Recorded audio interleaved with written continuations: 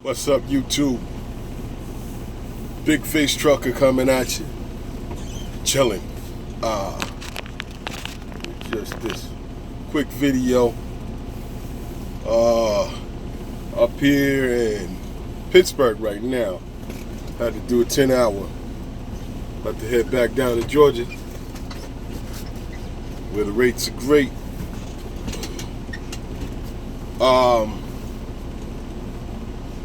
Things is arising, and as you can see, when I pause a lot like this, things is arising.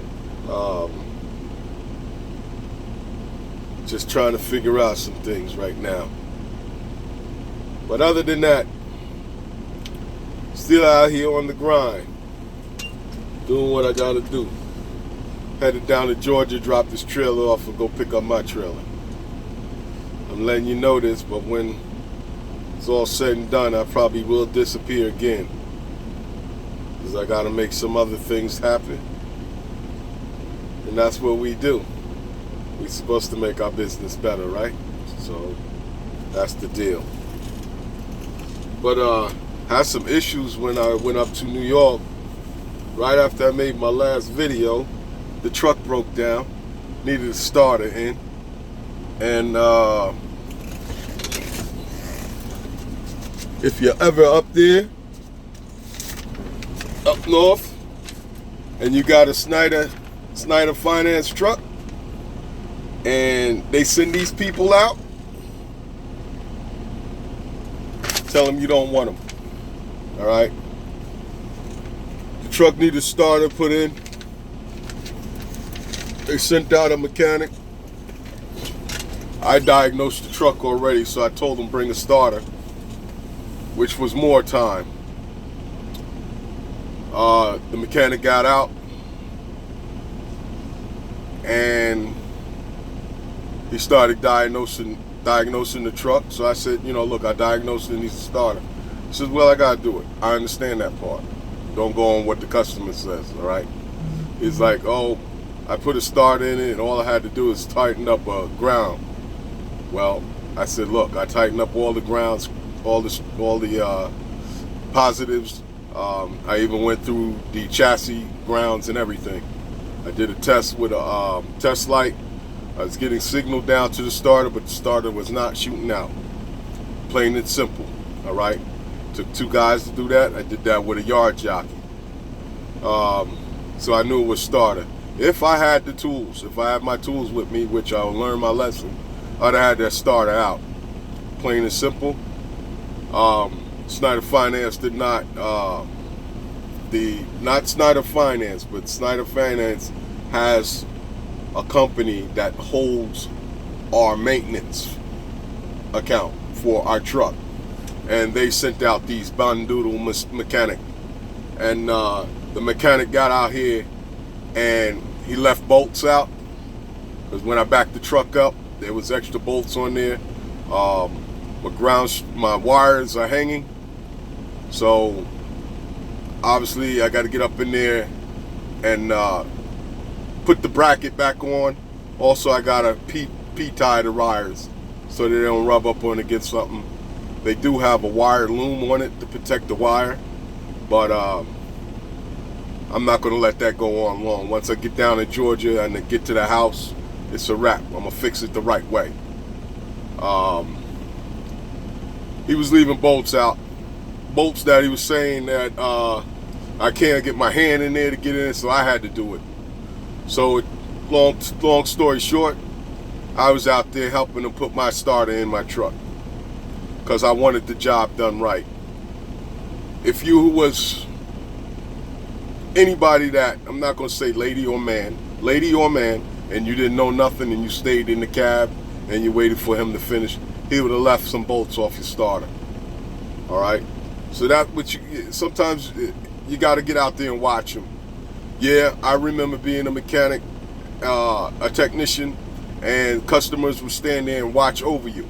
Hard for a mechanic to work with a customer looking over, because you got a way of doing your job. At the same time, you don't want to leave out no bolts in front of a customer. You don't want to do that.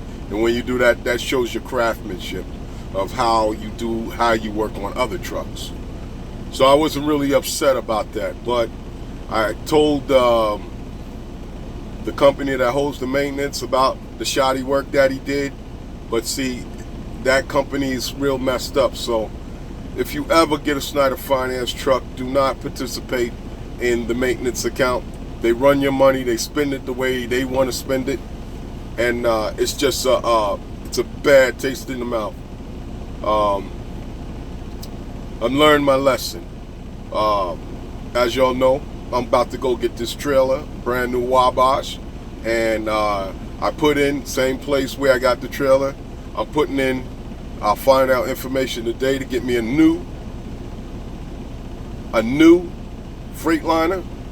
All right, with a monthly payment, and it's a possibility it might be lower.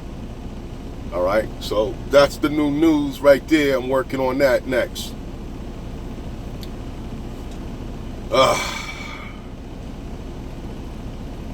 More stuff with that. But this shit doesn't end. It doesn't end until you're actually operating for self. All right? Then you know it's your fault. You handle it. You know the roadblocks is about to come, so you're going to have to handle it.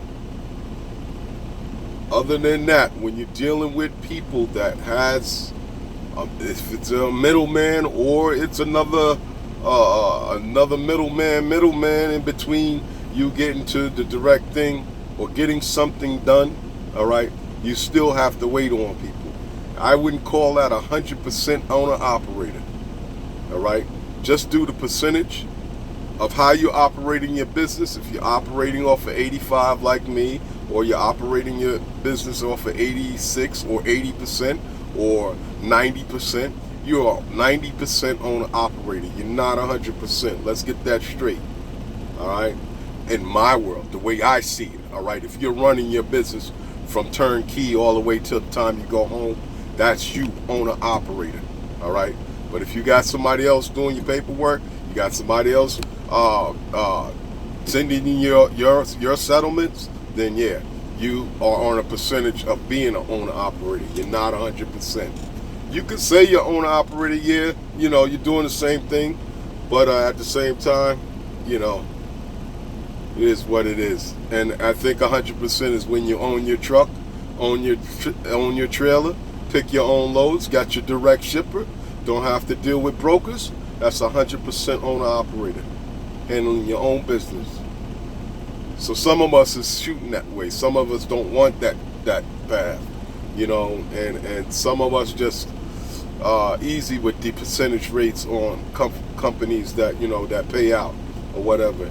And you know, and getting deductions and stuff taken out of your settlement. It's all up to you.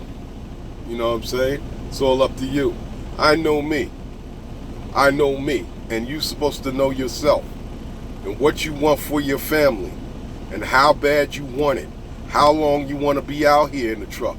You got to know these things. You got to know these things, all right? And it doesn't make no sense to me in my world. Don't make no sense to be in this truck 10 years. 10 years driving. Don't make no sense doing that. But some people do more than that. More power to you. You know what I'm saying? But I'm not going to sit in because this truck takes its toll on your weight. It takes your toll on your health. All right? It takes your toll on family life. Your life. So figure it out. How can you make money in the trucking business? Aim for the top. Plain and simple. Aim for the top. Figure it out. Get your trucks or whatever. Figure it out.